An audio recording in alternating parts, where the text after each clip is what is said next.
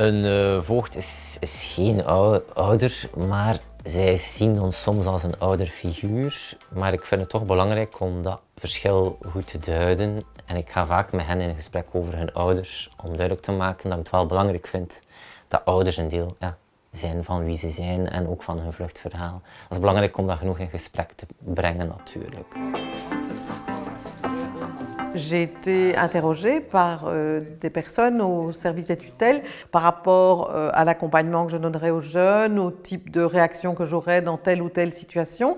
Et c'est eux qui ont jugé, en fonction de mon curriculum vitae et de l'interview qu'ils ont fait, si j'avais les compétences qui pouvaient convenir pour accompagner les MENA.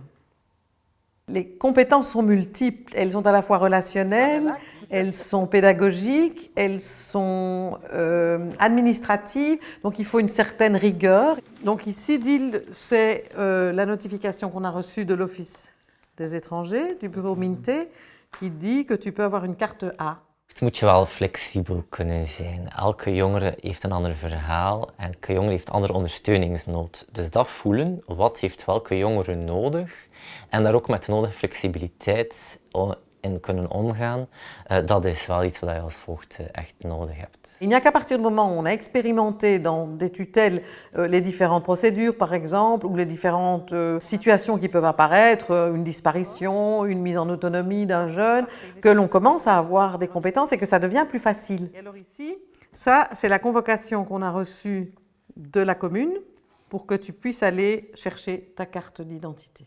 Ok, madame, c'est le 9 août, oui. Ouais, parfait.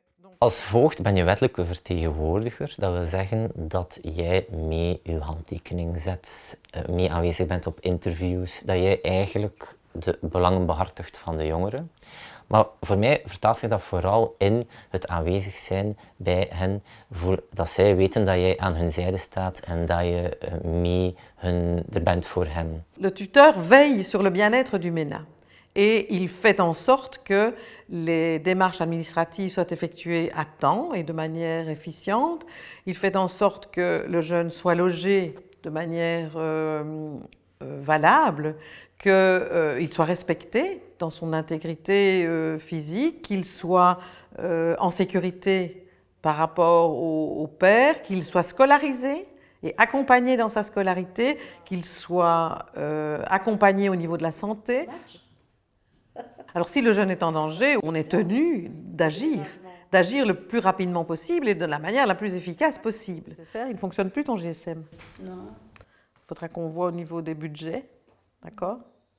Je l'appelle, mais elle aussi, elle m'appelle aussi. Si parfois elle me voit que je ne l'appelle pas, et puis elle m'a téléphoné, elle m'envoie un message pour me demander si je vais bien. Si j'ai besoin de quelque chose, elle me pose des questions, elle m'envoie par le message, par WhatsApp ou message normal. Oui.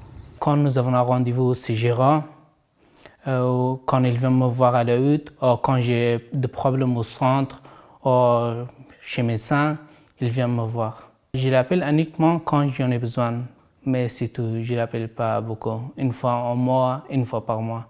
Ça s'est bien passé? Oui, bien sûr. Oui, c'était amusant par moments, parfois c'est un peu difficile. Hein? Oui. Par tutelle, on reçoit une certaine somme d'argent aussi pour les frais administratifs, donc les timbres, etc. Le service des tutelles paye les frais de déplacement quand il y en a, mais bien entendu, ça ne couvre pas le travail que représente une tutelle.